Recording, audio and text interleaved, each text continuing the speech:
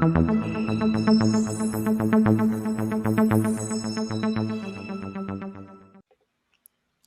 we are live. Welcome to another episode of the New York Information Security Meetup. And I have the great pleasure to introduce Kevin Kerr, who is a principal security consultant at Trustwave. Hi, Kevin. Thanks for joining. Much appreciated. How are you?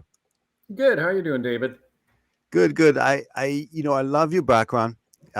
You have a very diverse background, both the enterprise side as well as the vendor side, and you've done so much. I would like to ask you, maybe you could walk us through your background, how you started in information security, because it was called information security back in the day. Maybe it was called IT or information technology completely.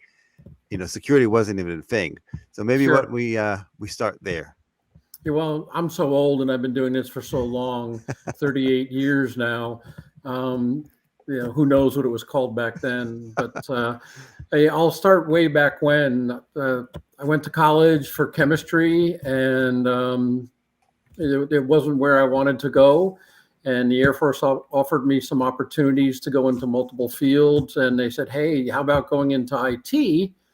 And back in way back when, late 70s, early 80s, I'm like, hey, IT sounds pretty cool, what's it about? And lo and behold, 38 years later, still doing IT or information security now, and very, very diversified path along that route. In the Air Force, though, I was an information technology guy, running data centers and switchboards when we had those things, PBXs. And then from there, moved into cyber, and did 28 years in the Air Force, retired as a lieutenant colonel at the end. I was a cyber warfare commander of a cyber warfare squadron there. After that, I went into, continued in the government route a little bit, and I ended up doing pen testing for the government, breaking into various government entities, specifically focused within the Department of Energy, breaking into various facilities and things like that, whether it was Department of Energy sites or involved with critical infrastructure along that lines. And from there, I became the Ciso, Chief Information Security Officer at Oak Ridge National Laboratory in Oak Ridge, Tennessee. I did 10 years there as the Ciso. My first foray there was quite kind of interesting. Within, I think, 40 days of starting, give or take a couple, we were attacked by an APT. And my first official act as a CISO and my first opportunity to meet the director of the lab was to tell him we needed to disconnect from the internet because we couldn't keep up with the APT. They were a lot faster, when they've got thousands and thousands of hackers coming at you, and then I've got a team of 10 people, give or take, trying to defend. It was a game of whack-a-mole, for lack of a better term, and we ended up disconnecting from the internet for 2 weeks. So it's always great if you're going to get attacked and hacked. It's always great to happen in the first 30 to 60 days, because you can blame the last guy because you haven't had enough time in to screw things up. And, we went from there, and then 10 years later, it was still the CISO doing things not just for the lab, but across the whole Department of Energy and several other government lines of business. And, decided at some point, give it to the next generation, decided to retire from the lab, and ended up joining Trustwave as a lead principal consultant. And now I'm providing virtual CISO services to clients. Wow. You did an amazing job, Kevin, condensing 38 years in maybe 3 minutes and a few seconds. That's amazing. So first of all, let's kind of dissect some of that. Sure. So, chemistry by itself is a tough, it's a tough discipline. At least from my experience that I've taken undergrad and masters, but I've done some electives in chemistry. So it's a STEM, it's a STEM discipline, requires analytical thinking, scientific kind of like aptitude and so on. So that by itself is not trivial. And then you started from, doing some quote unquote switchboard PBX work, and then you climb your way to a very senior role in the cybersecurity intelligence for you mentioned for a squadron.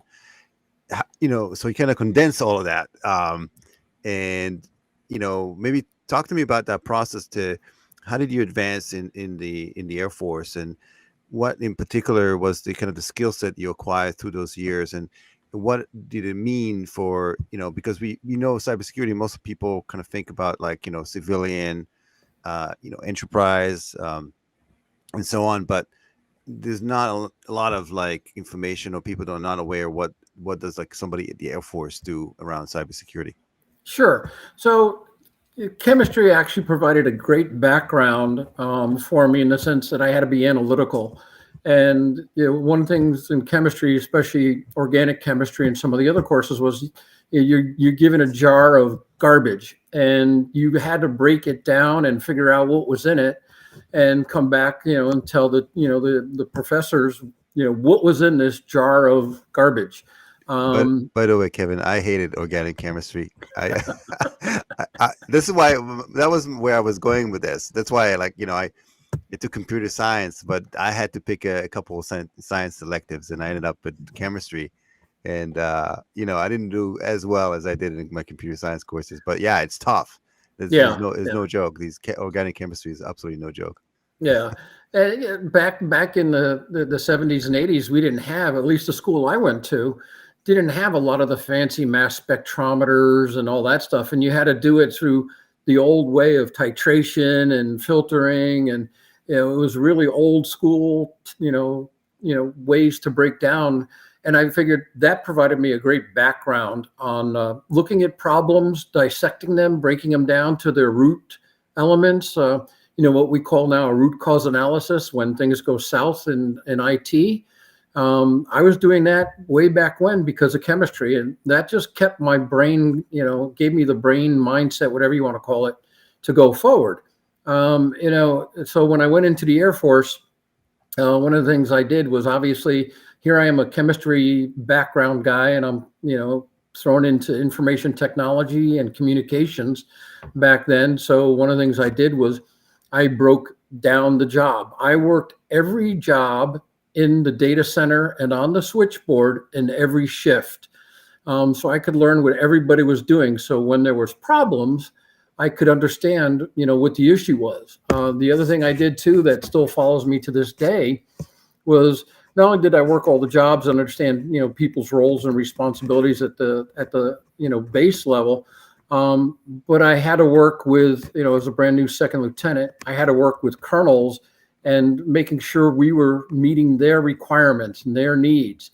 And I relate that to the board. In this last phase of my life with as the Ciso at Oak Ridge, and even today, so I had to work at a level, from the very bowels of, that's not the right term, but from the very lowest levels of the job to the various high level jobs. So I had to understand everybody's perspective.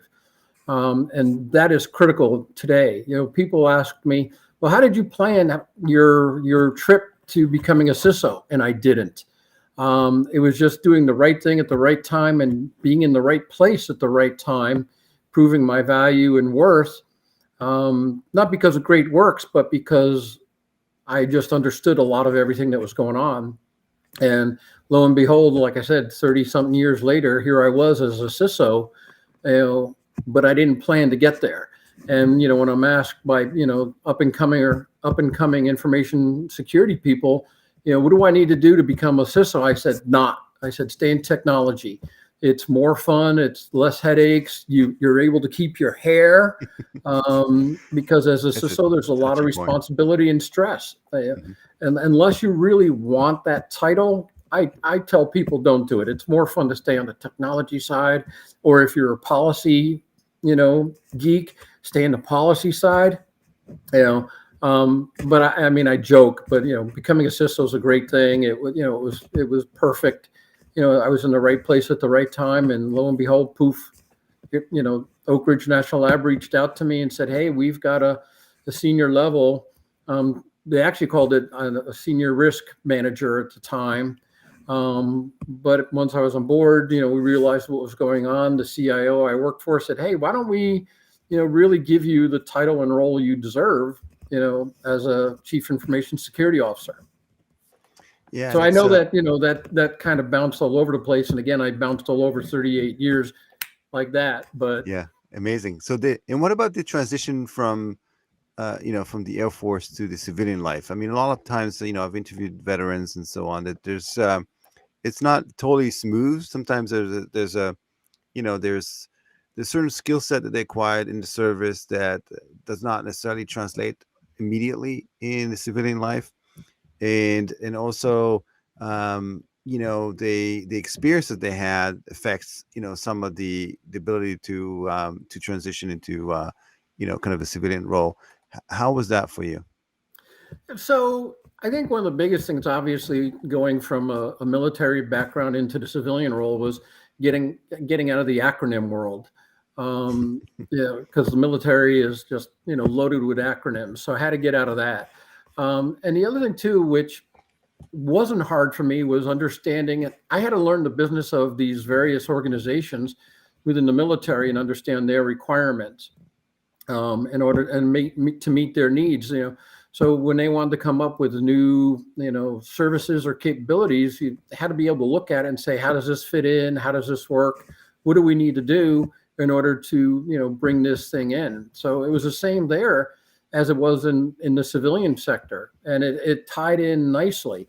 When I joined, or when I went into doing pen testing in the early 2000 era, everybody was talking about compliance. You need to make sure you're dotting all your I's and crossing all your T's and everything. And I was sort of a rebel, in that era, in the sense of, I'm like, no, yes, but no. No amount of paperwork is going to stop the Chinese or the Russian or the North Koreans from attacking your environment. You need to understand the business. You need to understand the risk. What are you trying to do? What are you trying to protect? And so in that respect, I took pen testing, or the pen testing we were doing, from, compliance audit functionality to a risk-based functionality.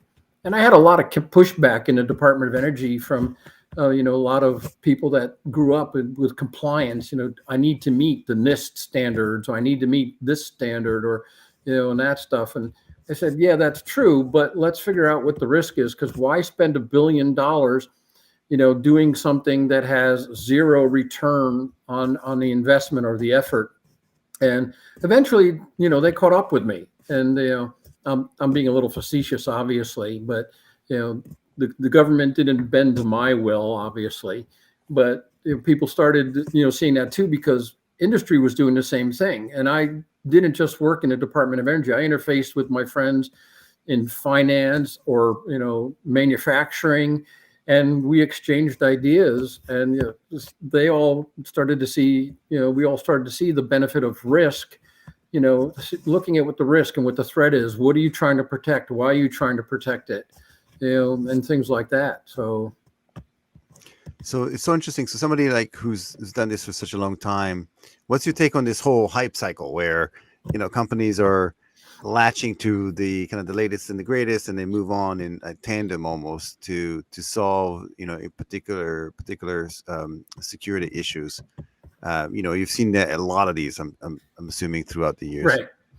I mean, a lot of people see things out there in the world, and they see a shiny bauble, or when airlines used to have magazines, and senior people saw, a new technology or something, they come back and say, hey, we need to do this, Kevin, or we want to do this. And you're like, okay, well, let's see this. Or even, recently, the senior people, the cyber engineers would say, hey, here's the latest and greatest tool. And I'm like, yay, that is great. What problem is it going to solve? And if they couldn't tell me what problem it was going to solve, we didn't do it. And part of, my job, or, one of the things I wanted to do was get rid of technology sprawl.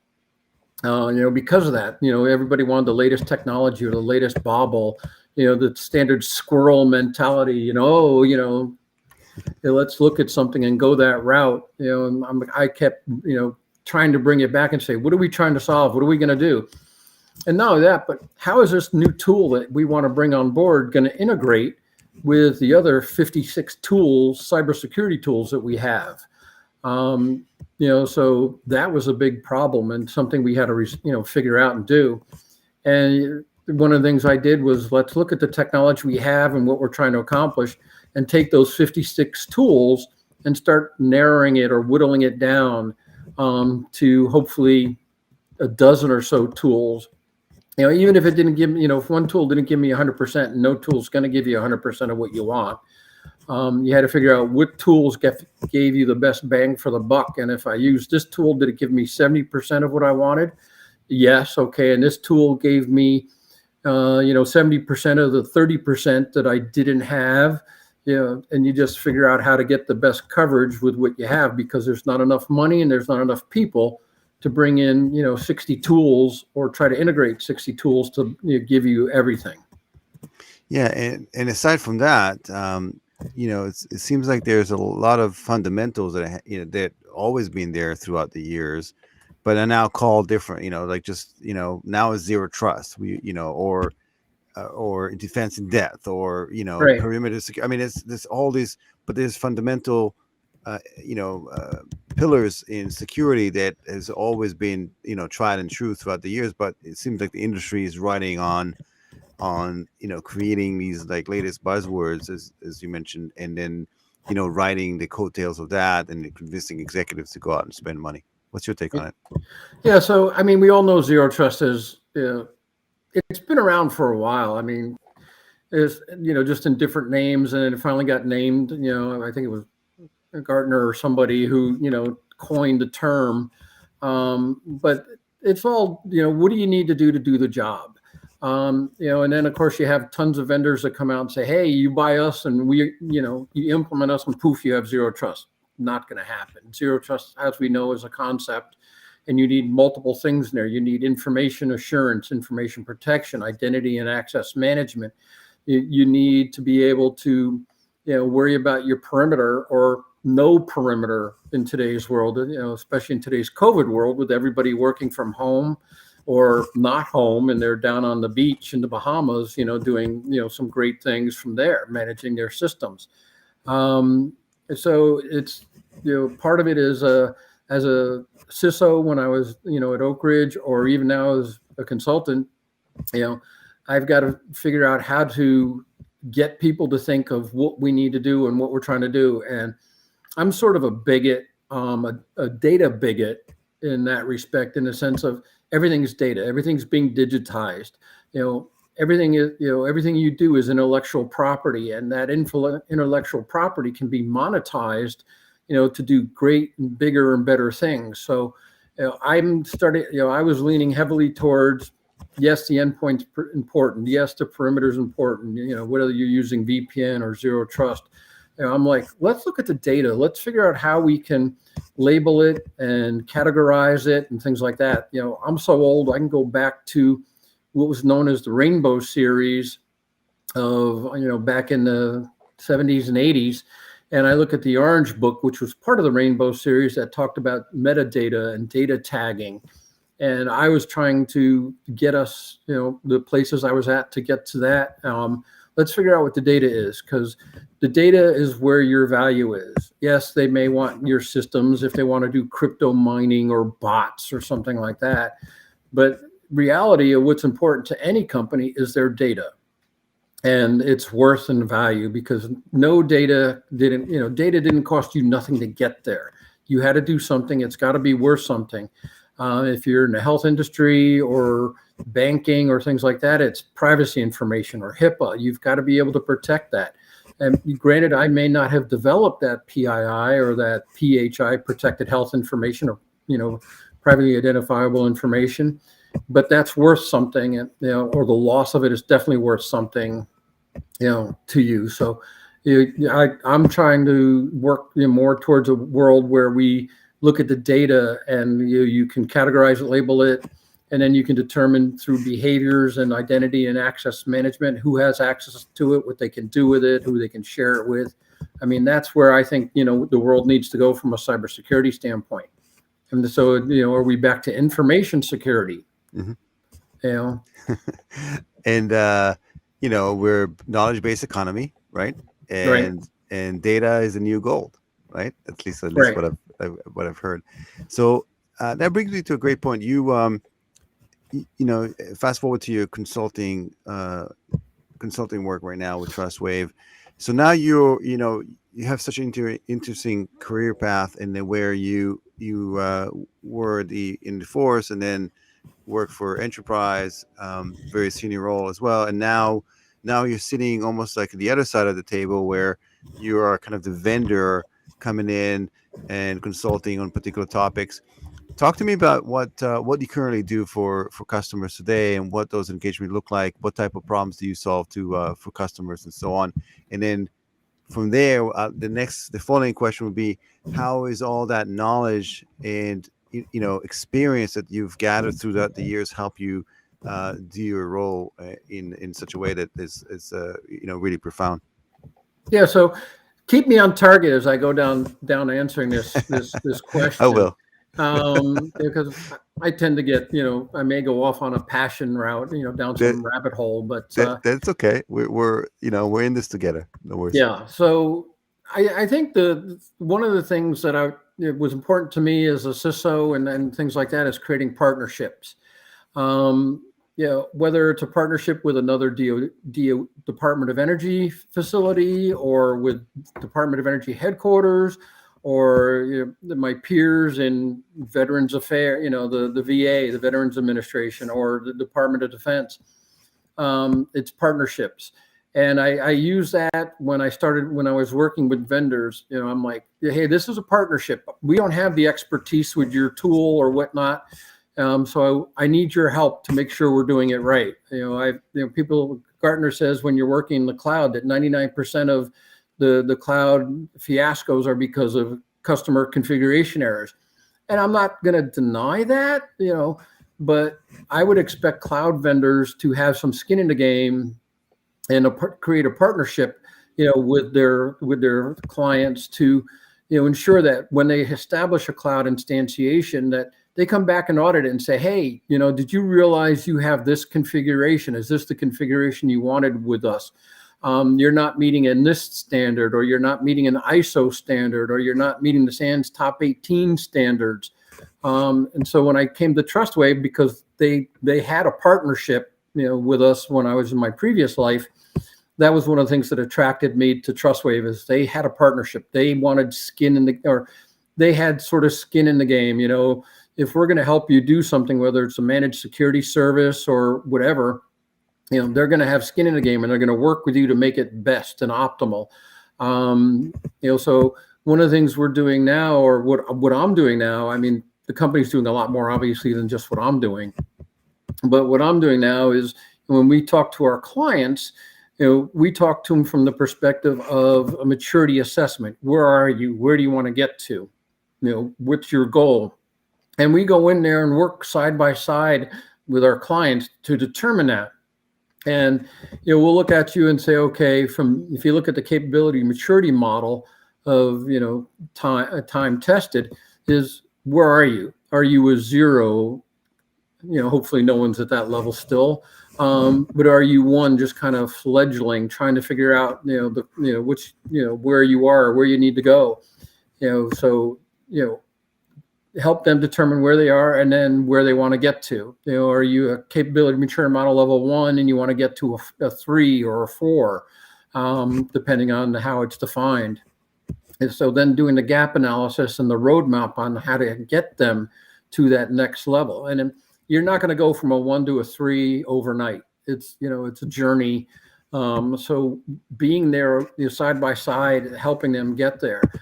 Developing the policies and procedures, integrating various tools, and how to figure out how to do best practices and things like that. And as a virtual CISO, you're not just using me. The nice thing about Trustwave is there's a team. You're not just getting Kevin.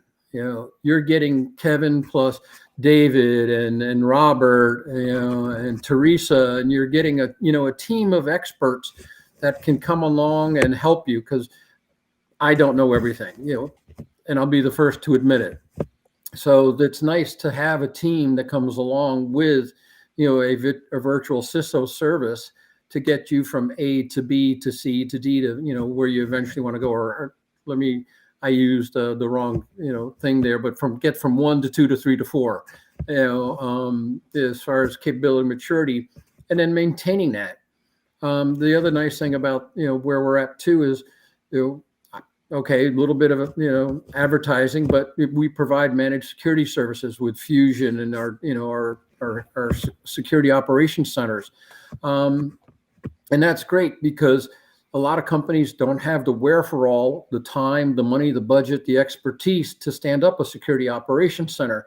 So you bring in an expertise of Trustwave to help you do that, and that was one of the things that I was actually doing it. My previous life was bringing in a shared service, managed security service, because our SOC was only going, 8 to 5, give or take, Monday through Friday. And we all know that the nation states only attack Monday through Friday, 8 to 5. So we're pretty depending good on what time zone you're talking about, because they might be on a different one. So the nice thing of bringing in a managed security service is you're getting 24/7. And when we were doing our security operations center, we had a very tunnel vision view of what a threat is. When you joined partners, when you created a partnership with MSS, Trustwave's managed security service, they had the perspective of what was going on in production in the SCADA world. They saw what was going on in the finance world, and they saw it globally. So, I mean, they had real world, real time capabilities that helped us, to do this. That's the other thing too, is IT and OT. An IT person cannot manage an OT environment. Their head explodes when you say, well, I'm going to patch it in 6 months. The IT people can't comprehend a 6-month time, patch window, and OT people can't comprehend, I'm going to patch it tonight, either. So that's another nice thing about, what we're doing with, this managed security services. We bring that perspective of OT and IT, can help you manage and bridge that gap as you converge IT and OT environments. So I know I talked all over the place, That's okay. But did that answer what you were looking for? Yeah, I would also ask, like, what's an engagement looks like for you. So at what point in time you get in as a consultant to help organization? You mentioned that it depends on what their security posture is, and you hope it's not zero. You hope it's like they're somewhere like further along the path. But are you being called in for specific projects? Are you called in just in general to provide strategy and guidance? What's the kind of the typical engagement look like for you? If there is one, maybe there isn't. Maybe that's why you like the role so much, because every day is different. So I'm not going to deny that is part of the attraction, obviously, is the variety. But what I've been engaged with, and like I said, there's a lot more to Trustwave than what I do. But what I've been engaged with is a lot of people that come to us say, hey, we now have to worry about the cybersecurity, the White House cybersecurity directive that came out in May or June of 21, that said, thou shalt do all these things. A lot of people now have to worry about Gdpr, the European privacy protection or the California protection. So they come to people and say, what the heck do I do? I don't know privacy. We don't know privacy. What do we do? So they come to us and they talk to us about it, and we're like, okay, we'll say we do some initial planning, talking, just get to know the environment, and then from there we'll say, okay, well, we have a concept of where you are. Let's do a true maturity assessment or a risk assessment, whatever it may be, and figure out truly where you are. And a lot of that is eye-opening to people. I mean, when I had it done, when I was the Ciso, it's like, wow, I knew there were some problems, but I didn't realize, that there was a problem over here or, a problem over there. And when someone else comes in and does a maturity assessment and an evaluation of you, it's eye-opening. It's like, the emperor's not wearing clothes type scenario, type of thing. And it's eye-opening. And Kevin, I would say even further than that, it's almost like going back to your chemistry days, it's trying to figure out, dissect to see what's that little sludge, what's inside there. So basically, that's what you're doing. You're taking that and trying to dissect the components to see what is actually in it. So you're doing that in a kind of the cybersecurity, realm where you're dissecting what the company is currently doing and trying to unravel it and figure out where they are and what are the components that are combining it, where are the gaps. Right. So that's the similarities there for sure. Right. And the nice thing about when you bring in, outside expertise is they don't have a tainted view of your environment. It's, they can see the ugliness of what's there and not there.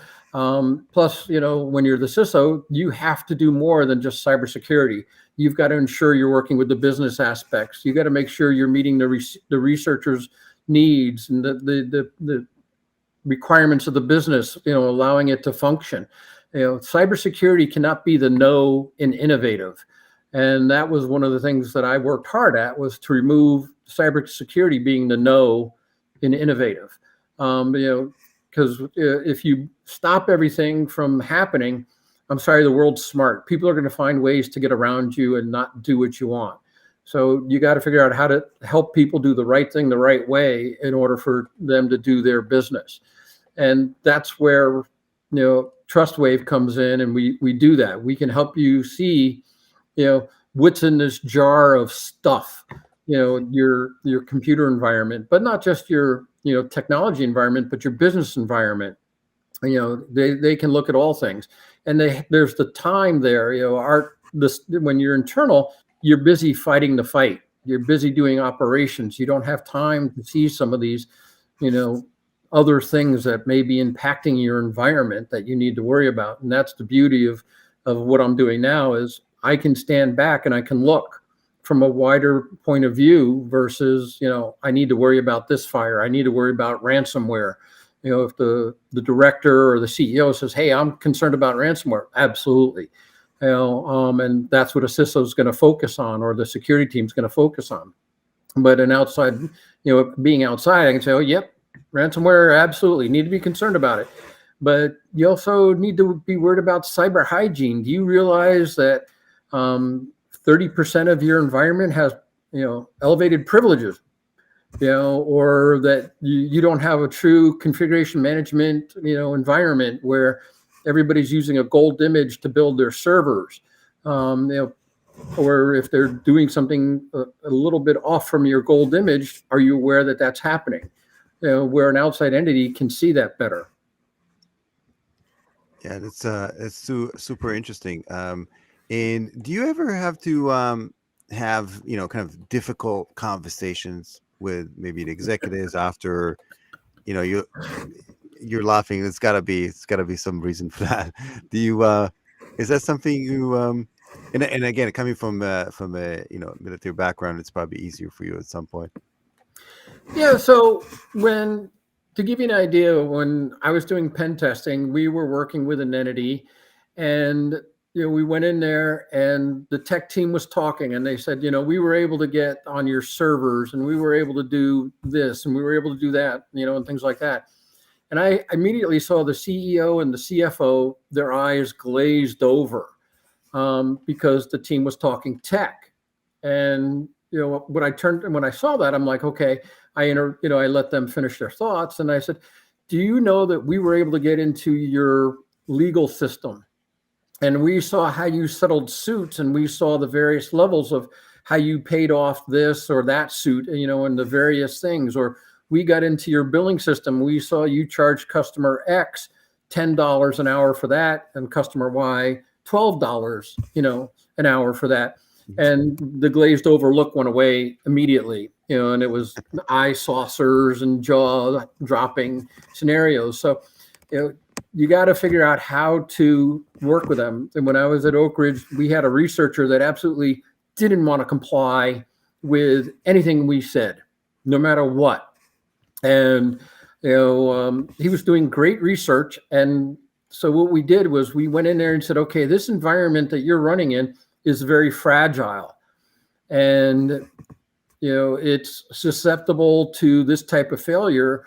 And not only did we tell him why, about the bad, but we also said, here's how we can, help you build a better, more resilient environment at a lower cost than what you're doing. And we proved to him, we didn't just, talk it. We showed him, being a scientist and a researcher, we backed it up. And this researcher who didn't want to comply with cyber for years, all of a sudden was like, wow, how fast can you guys get me over to this new environment, from, what he was doing, which was daisy chaining PCs in order to do serial processing. We got him over to servers, a server-based system, and still able to do serial processing. So it was, you had to figure out their pain point.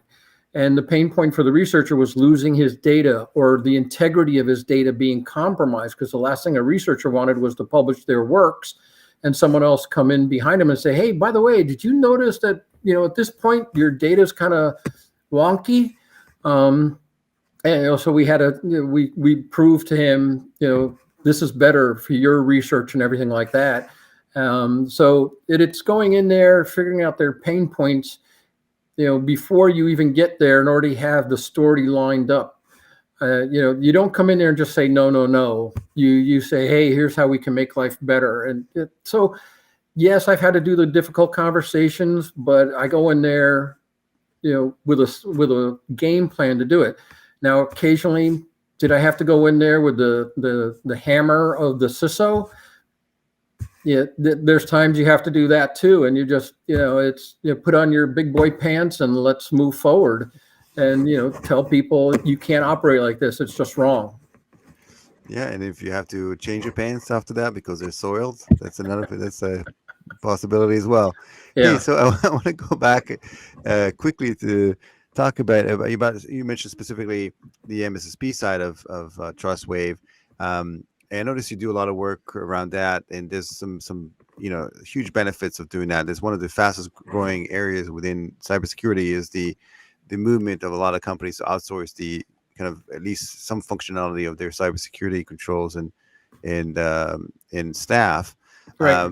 And one of the areas you currently offer is around third-party risk as well, right? So you manage kind of the third party, the whole process around collection of information and so on. Maybe talk to me about that, and where do you see the value add there, and where do you see the whole supply chain risk management going? Because it's really one of the areas where we talk about zero trust, but what about the endless attack surface that is attached to having hundreds if not thousands of partners sometimes? Sure. Well, unfortunately, a large portion of the world had a huge wake-up call, and not that I'm throwing anybody under the bus, but with SolarWinds, the supply chain, things happen there. So that woke up a lot of people of what's the risk. And it's sort of also along the lines of when you're doing open source, you go get something from a GitHub library, you're not sure how it got there, or maybe some other avenues. So there's supply chain problems there too. Where did this code come from? Things like that. I mean, you can go all the way back to, I'm going to blank. Was it the Morris worm? Where, the danger wasn't in the code, it was in the compiler. Again, that was a supply chain issue. So, the one thing that Trustwave's doing now is we'll work with our clients and say, okay, let's look at your business and your processes and who you're working with and things like that. One of the things we'll do is, we'll help them. Do you have a process to evaluate the contracts? Are you ensuring, that the company you're working with is operating securely, or, things like that? And so what we'll do is we'll work with them to, collect their top vendors or suppliers, whatever, and then through them, we'll talk to these other companies and try to get a feel of where they are. Do they have a SOC 2 certification? Or under government standards, do they have an authority to operate, sort of a accreditation? And we'll talk to them and see what's going on. And we'll come back and say, hey, based on these things we saw with your vendors, here's some risk. Now, the other thing too is we just don't look at that, but we say, when we're doing the maturity assessment is, do you know what this tool is supposed to be doing and what is it supposed to be talking to? Because if you've got a tool that all of a sudden is talking to, servers that it doesn't need to, or, why is that happening? So that's part of the supply chain. A lot of people don't think of that is, why is this service talking, from this box to this box? Box A shouldn't be talking to box F, ever. And that's knowing your tools, and that's all part of supply chain. And a lot of people just don't realize or take that into consideration. They put a tool in, they set it up.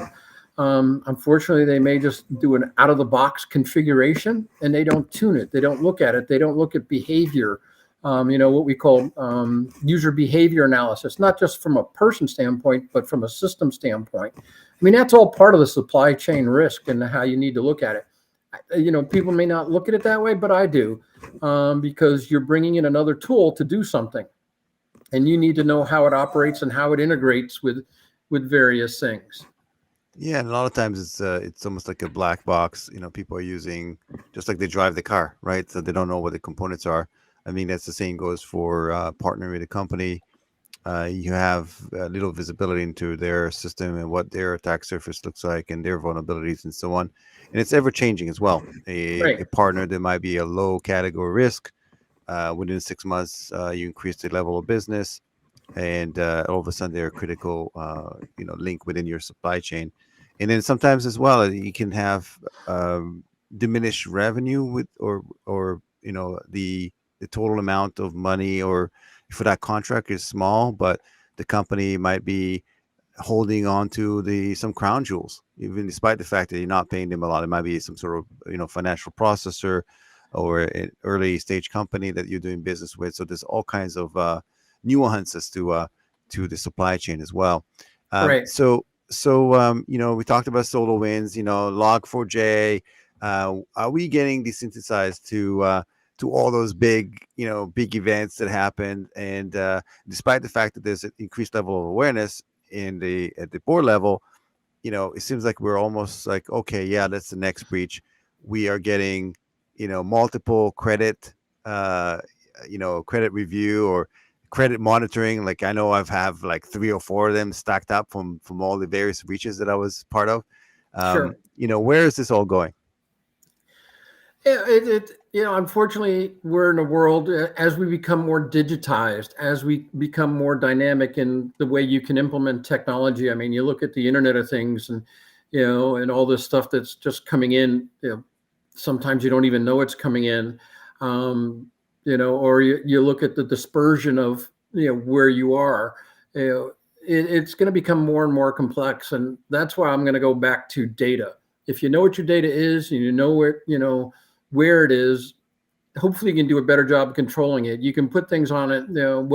Again, you got to have some of the technology there too. But if you got a piece of data and I'm allowed to share it with you, great. I can share it with you. You can look at it, but you can't print it. You can't save it. You can't do anything. The only way you're going to keep that data, beyond looking at it on your screen, is to bring out your cell phone and take a picture of it. You do these things. And it's the same thing with data. All of a sudden, why did my database XYZ get zipped up and moved from here to Hong Kong or Beijing or Paris? You pick whatever. Why is that happening? And if you know what your data is supposed to be doing, and you look at it, you can say it can't go. Now, of course, this is made more complex with HTTPS and encryption and things like that. But you look at the action. Why is this service touching this data? Why is it doing this, this thing to the data? So you can still look at it at the endpoint when it's, before it goes into the world of encryption and disappears out some through some black hole. And the other thing too is you bring in, cloud access security broker or secure edge servers, security, CASB, SASE, whatever acronym you want to throw at it today or tomorrow. Those type of tools will help you ensure your data is moving where it should be, or at least tell you the data is moving, and then your security operations center and your cyber engineers and staff can go look at it and figure out why it's doing, and they can go back and say, hey David, why did this file move all of a sudden? And you can go, well, I was doing this special project or whatever, and I had to send it off to XYZ to do something with it. But at least it may be after the fact, but you can't be proactive 100% in cyber and security. So there's going to be times you have to be reactive to fix things. Yeah, and the sky is not falling, right? We're still going to be here tomorrow, despite all the gloom and doom, right? Is that a correct statement? Yeah, I think the Chicken Little syndrome. I mean, there's three phases of a CISO. There's what I call the Chicken Little. The sky's falling. Oh, I need more money. I need more people. That's phase one of a CISO. Who doesn't know how to do things, and then eventually you get up to where the CISO is sort of a wolf pack, and the wolf pack is the entire cyber team, and they work together to protect their environment and things like that, and ensure that, if another wolf pack comes into the environment, they get eaten, or whatever, along that line. So it's all part of it. And that's the thing that I did was I'll be the first to admit, I did the sky's falling, and I learned quickly, that doesn't work. It works once or twice, and then the board, or the management doesn't listen to you. So you got to be able to talk their business as a CISO or as a virtual CISO. I mean, when I go into clients, I've got to learn their business and talk, in their terminology, not my terminology. So, that you've got to be able to do that. And that's critical as a senior cyber person. You can't rely on tech. You need to move beyond that. You've got to be a business person. Yeah, absolutely. So Kevin, it's been a real pleasure having this conversation with you today. Thanks for taking the time to chat. Much appreciated. Before I let you go, well, I have two questions. One is, did you watch, Breaking Bad? I don't know if that's, what are your thoughts about it as somebody who has a chemistry background? That's number one. And then the second piece of that question would be, what's the easiest way for people to reach out to you for whatever reason, whether it's for consulting, for personal information, and whatnot? So maybe you answer the first one first. Yeah. So, I mean, I'll be honest with you. I have never watched Breaking Bad. Okay. Not one episode, but I also say I've never watched Seinfeld, except for maybe the three most famous episodes that everybody knows about.